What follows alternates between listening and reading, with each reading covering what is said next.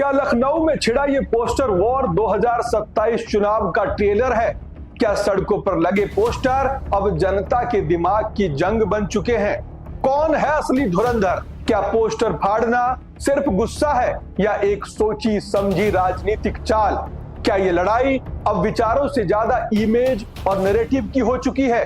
क्या जनता इन पोस्टरों के जरिए प्रभावित होगी या उल्टा असर पड़ेगा? और सबसे बड़ा सवाल, क्या ये सिर्फ शुरुआत है एक बड़े राजनीतिक युद्ध की?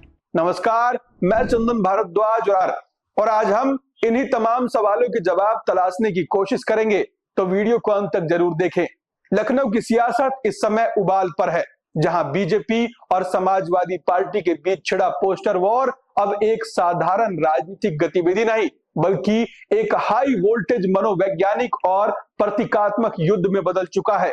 शुरुआत होती है बीजेपी कार्यकर्ताओं द्वारा लगाए गए उन बैनरों से, जिसमें मुख्यमंत्री योगी आदित्यनाथ को एक धुरंधर नेता के रूप में पेश किया गया है, एक ऐसे मजबूत, निर्णायक और आक्रामक नेतृत्व के प्रतीक के तौर पर जो कानून व्यवस्था और शासन को अपने तौर तरीकों से नियंत्रित करता है। लेकिन इसी के साथ उसी पोस्टर में अखिलेश यादव को एक नकारात्मक और आपराधिक छवि में दिखाया गया, जिससे साफ तौर पर एक संदेश देने की कोशिश की गई कि एक तरफ मजबूत शासन है और दूसरी तरफ अराजकता और खतरा।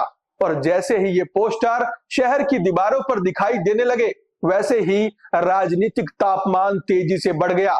समाजवादी पार्टी के कार्यकर्ताओं ने इसे न सिर्फ अपमानजनक बताया, बल्कि इसे एक सोची समझी छवि खराब करने की साजिश करार दिया और तुरंत एक्शन लेते हुए इन पोस्टरों को फाड़ना शुरू कर दिया, जो अपने आप में एक बड़ा सियासी संकेत था कि ये लड़ाई अब सिर्फ पोस्टर तक सीमित नहीं रहेगी, बल्कि सड़कों पर भी दिखेगी। लेकिन असली ट्विस्ट तब आया जब सपा ने पलटवार किया और अपने नए पोस्टर्स लॉन्च किए, जिसमें अखिलेश यादव को धुरंधर के रूप में पेश किया गया, एक ऐसे युवा रणनीति और जन समर्थन वाले नेता के तौर पर जो बीजेपी की राजनीति को चुनौती देने के लिए तैयार है। और इस तरह एक ही शब्द धुरंधर अब दोनों पक्षों के बीच एक प्रतीकात्मक हथियार बन गया है। लखनऊ की दीवारें अब सिर्फ ईंट और सीमेंट नहीं रह गई, बल्कि ये राजनीतिक विचारधारा, रणनीति और शक्ति प्रदर्शन का मैदान बन चुकी है, जहां हर पोस्टर, हर स्लोगन और हर तस्वीर एक बड़ा मैसेज दे रही है। ये पोस्टर वॉर दिखाता है कि आज की राजनीति में सिर्फ रैली और भाषण ही नहीं, बल्कि विजुअल नैरेटिव भी उतना ही महत्वपूर्ण हो गया है, क्योंकि जो दिखता है वही बिकता है और जो बिकता है वही जनता के दिमाग में बैठता है। दोनों पार्टियां ये अच्छी तरह समझती है कि 2027 के चुनाव से पहले जनता के बीच अपनी छवि को मजबूत करना और विपक्ष की छवि को कमजोर करना कितना जरूरी है। इसीलिए ये पोस्टर वॉर सिर्फ एक रिएक्शन नहीं, बल्कि एक रणनीति है, एक ऐसा प्लान जिसमें हर कदम सोच समझ कर उठाया जाता है। बीजेपी जहां योगी आदित्यनाथ की मजबूत छवि को और ज्यादा उभारना चाहती है, वहीं सपा अखिलेश यादव को एक विकल्प के तौर पर स्थापित करने की कोशिश कर रही है। और इस पूरे घटनाक्रम में जो सबसे दिलचस्प बात है वो ये है कि अब लड़ाई सिर्फ नेताओं के बीच नहीं, बल्कि उनके समर्थकों के बीच भी खुलकर सामने आ रही है।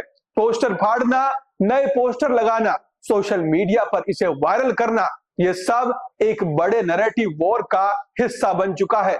और ये भी साफ हो गया है कि आने वाले समय में ये टकराव और ज्यादा तेज हो सकता है, क्योंकि जैसे जैसे चुनाव नजदीक आएंगे, वैसे वैसे इस तरह की रणनीतियां और आक्रामक होती जाएंगी। सवाल ये भी उठता है कि क्या इस तरह की राजनीति से असली मुद्दा पीछे छूट जाएंगे? क्या विकास, रोजगार, शिक्षा जैसे मुद्दे इन पोस्टरों के शोर में दब जाएंगे, या फिर ये सब सिर्फ चुनावी माहौल बनाने का एक हिस्सा है?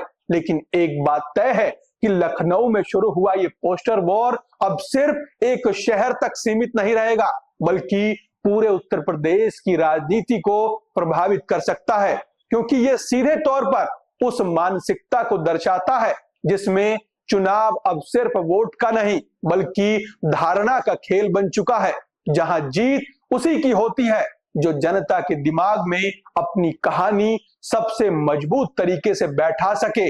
और यही कारण है कि आज पोस्टर, बैनर और विजुअल कैंपेन राजनीति के सबसे बड़े हथियार बन चुके हैं। अब देखना यह होगा कि इस लड़ाई में कौन आगे निकलता है, कौन जनता का भरोसा जीतता है और कौन इस नैरेटिव वॉर में बाजी मारता है। क्योंकि ये सिर्फ पोस्टर की लड़ाई नहीं बल्कि भविष्य की सत्ता की नींव रखने की जंग है। और इस जंग का हर एक दृश्य, हर एक पोस्टर और हर एक प्रक्रिया आने वाले चुनाव की दिशा तय कर सकती है।